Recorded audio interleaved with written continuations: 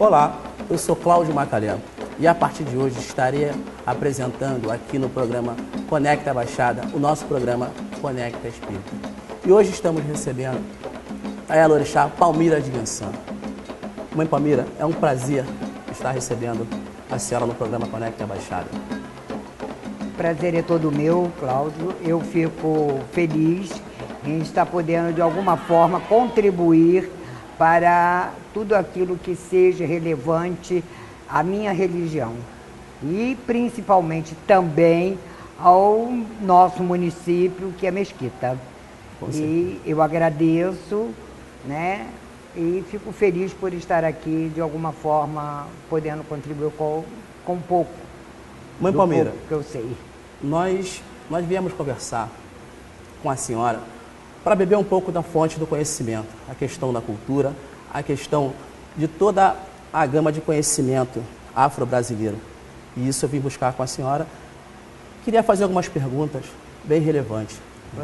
A primeira pergunta que eu gostaria de fazer para a senhora é: qual seria a relação das culturas afro-brasileiras com a cultura de Mesquita?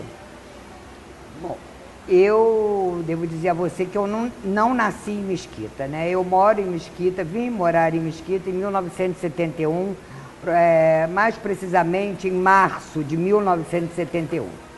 E aqui eu me alojei, aqui eu criei meus filhos. E quando eu vim para Mesquita, já era iniciada dentro das tradições afro-brasileiras.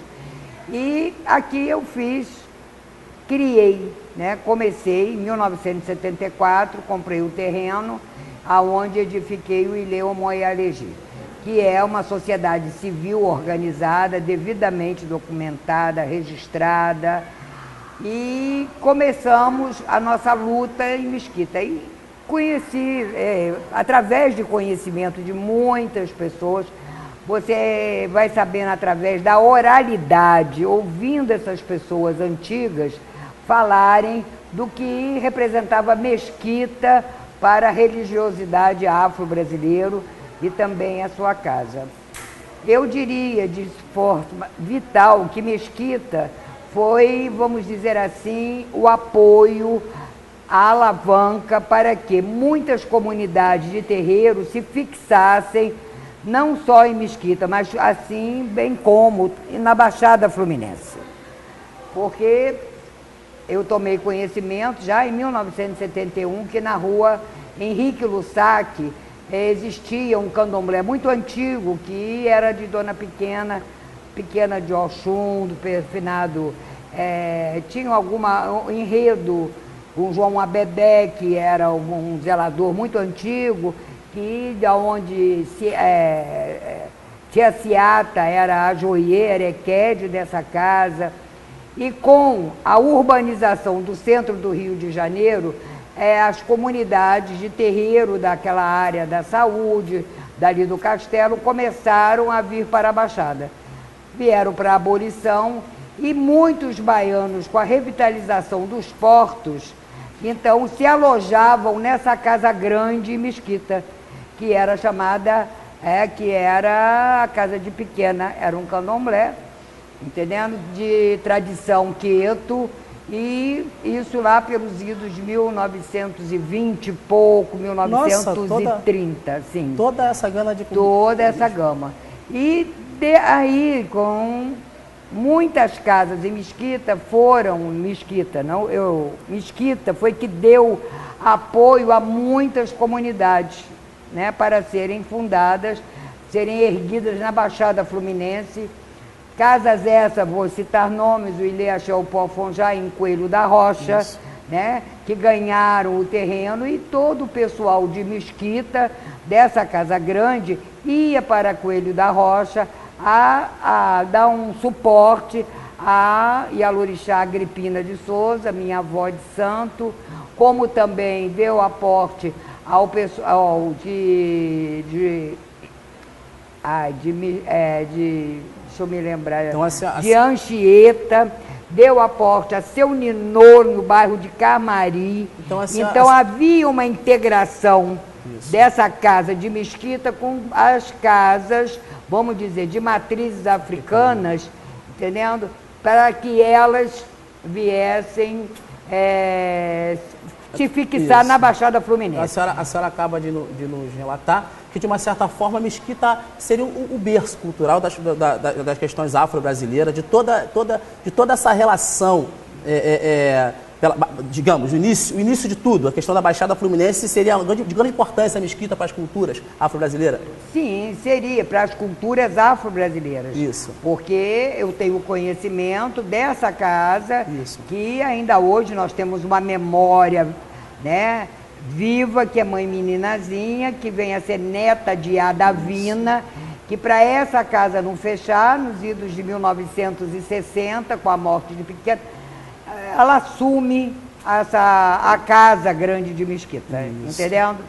E mais, de frente a essa casa grande de Mesquita, tínhamos também uma casa de um grande jongueiro, seu Manuel, entendendo? Que aonde até hoje Mesquita tem vários descendentes desse povo, que Mesquita era um grande município da parte de Jongo, entendendo? Dos jongueiros. É uma relação cultural infinita, né? Que a senhora acaba de me relatar, no caso. Sim. Né? Como a senhora colocou agora. A questão do jongo, toda a cultura negra, do negro, né? Também, de uma certa forma, né? Sim, porque Mesquita, na realidade, sempre tudo foi a grande área da Baixada Fluminense, pertencia a Nova Iguaçu. Depois, cada município foi se emancipando e saindo, né? E Mesquita talvez seja um dos últimos municípios, não sei se o último, mas foi um dos últimos municípios a se emancipar de Nova Iguaçu. Isso aqui tudo era Laranjais. Era tudo terra da laranja. Isso. A rede ferroviária foi construída para quê? Para exportação da laranja. E quem é que trabalhava nesses laranjais? Eram negros, né? Descendentes de escravos, né? Filhos de escravos, e que aqui tiveram sua cultura. Então, Mesquita tinha a casa grande de Mesquita. Temos seu Manuel, que dá toda uma origem desse povo, jongueiros, né, de Mesquita. Como temos uma senhora que faleceu há pouco tempo, tinha mais de 60, 70 anos, Dona Benedita, que era uma casa de umbanda em Mesquita. Enfim, muitos. Eu vejo se eu cutucar um pouquinho mais, se eu buscar um pouquinho mais, a senhora vai me trazer uma gama de informação, tanto para mim, como para nossos telespectadores, que deve estar justamente bebendo da fonte, como eu disse antes. Né? Sim, tínhamos a casa que hoje o Marcelo de Oxoguian, Dona Eledina, né, que era um Nagô Vodum, entendendo? Também uma pessoa muito antiga em Mesquita. Então, Mesquita sempre foi um berçário de tradição afro-brasileiro. Eu vejo... Não importa o segmento. Eu vou até mais além.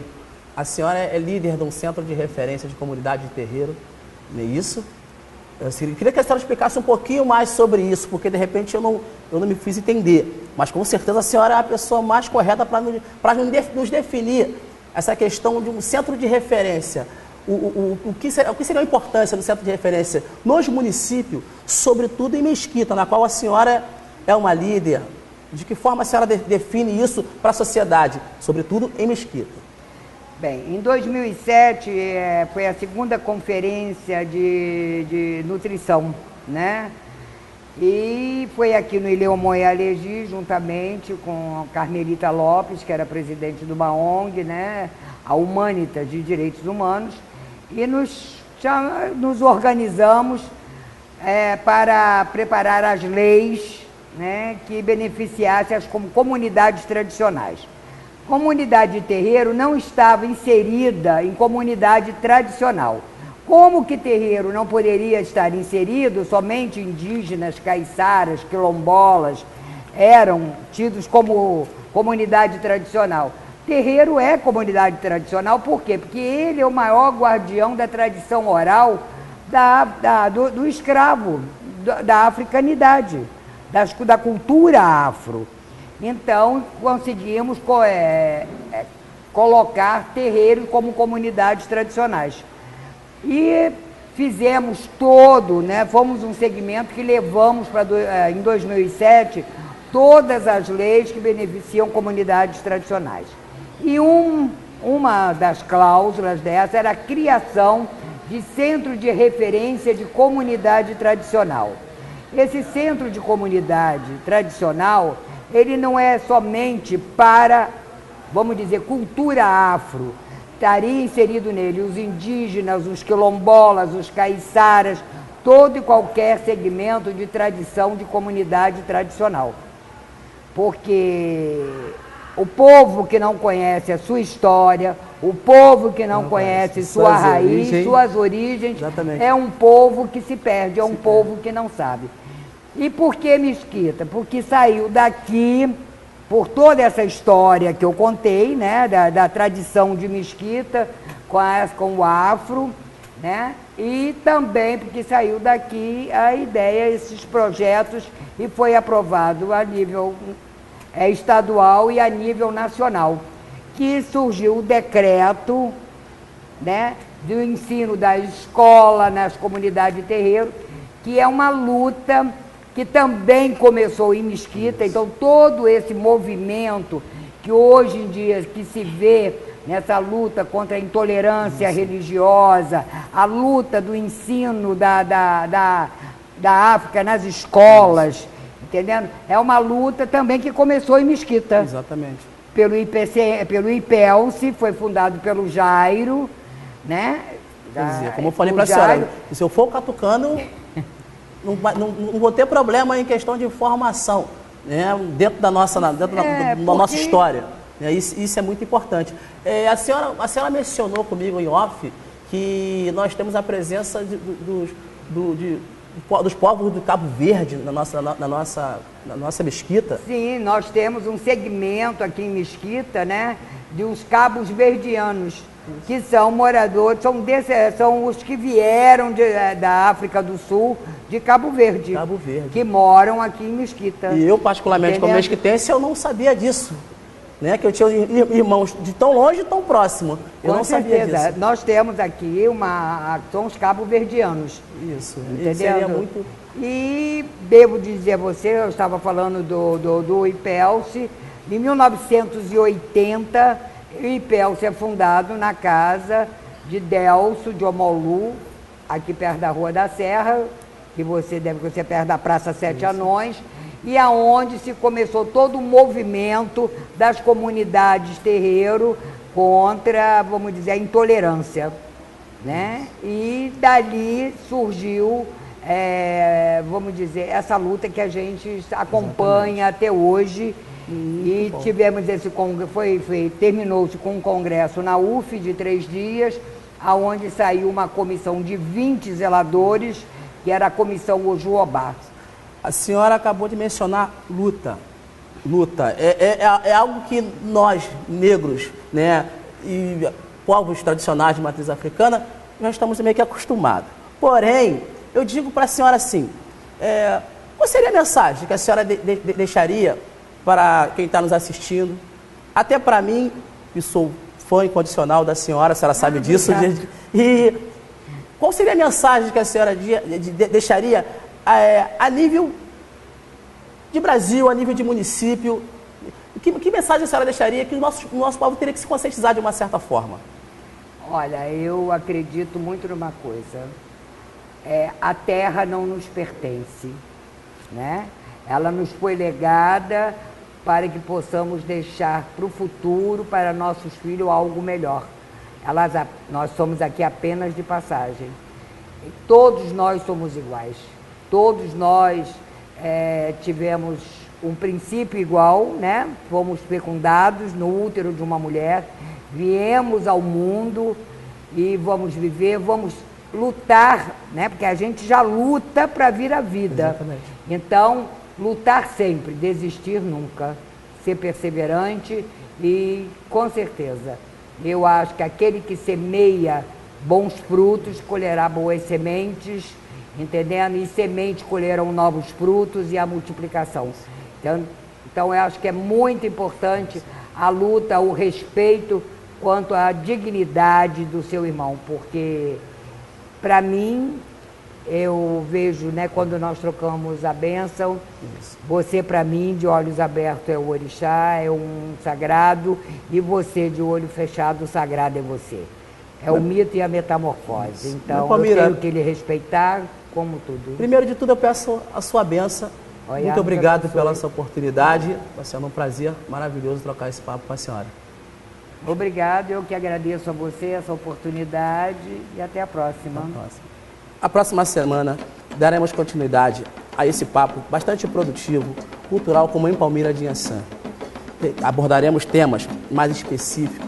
Tema esse que nós podemos falar da Lei das 1.639, a questão da sacralização dos animais nos terreiros. Nos aguardem, o tema tem muita coisa boa para que nós possamos estar dialogando aqui com a Mãe Palmira de Inhaçã. Não é isso, minha mãe? Com certeza, e estarei esperando ansiosamente e Olorumma do pé. Axé. Axé, mãe. Axé.